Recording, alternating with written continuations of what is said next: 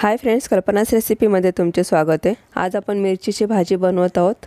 मिरचीची भाजी तुम्ही अजिबात घाबरू नका। ही मिरची पोपटी मिरची घेतलेली मी आणि ती जरा पण तिखट नसते। मिरचीची भाजी बनवल्यानंतर अतिशय खायला सुंदर लागते। नक्की एकदा बनवून बघा।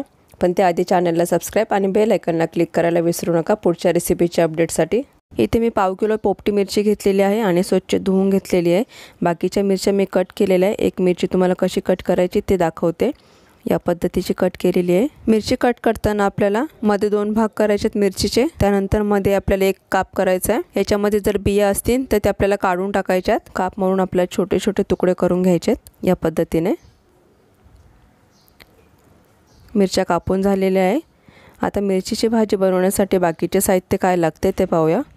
इथे एक कांदा घेतलेला आहे स्लाइस मध्ये, 2 चमचे ओलं खोबरं, 1 चमचा भाजलेला शेंगदाण्याचा कूट, अर्धा चमचा जिरा, अर्धा चमचा राई, अर्धा चमचा अद्रक लसूण पेस्ट, पाव चमचा हिंग, 2 चमचे तेल, चवीपुरतं मीठ, कोथिंबीर। गॅसवरती मी पॅन गरम करायला ठेवला आहे आणि पॅन गरम झाल्यानंतर आपल्याला तेल टाकायचं आहे। तेल गरम झाल्यानंतर जिरं टाकूया, मोहरी आणि जिरं आपल्याला चांगलं तडतडून द्यायचं आहे। त्यानंतर पाव चमचा हिंग, कांदा जो कापला होता तो टाकायचा आहे आणि कांदा फक्त आपल्याला नरम करून घ्यायचा आहे।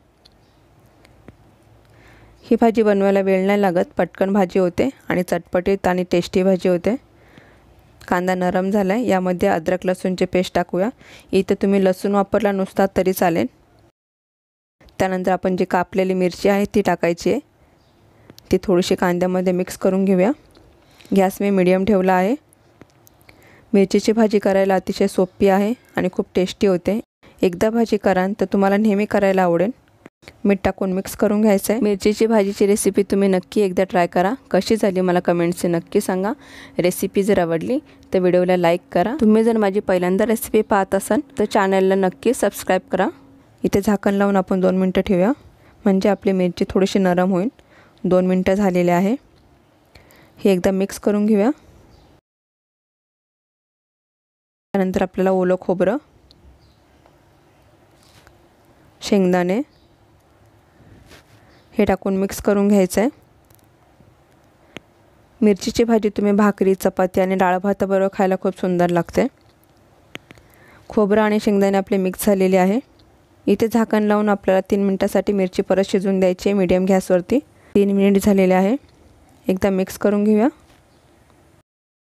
यावरती थोडीशी आता कोथिंबीर टाकूया। मी गॅस बंद करते। मिरचीची भाजी आपली तयार झालेली आहे। ही आता प्लेटमध्ये काढून घेते। ही रेसिपी तुम्ही नक्की ट्राय करा। रेसिपी जर आवडली तर लाईक, शेअर आणि सबस्क्राइब करायला विसरू नका। परत भेटूया अशीच एक नवीन रेसिपी घेऊन। थँक्यू।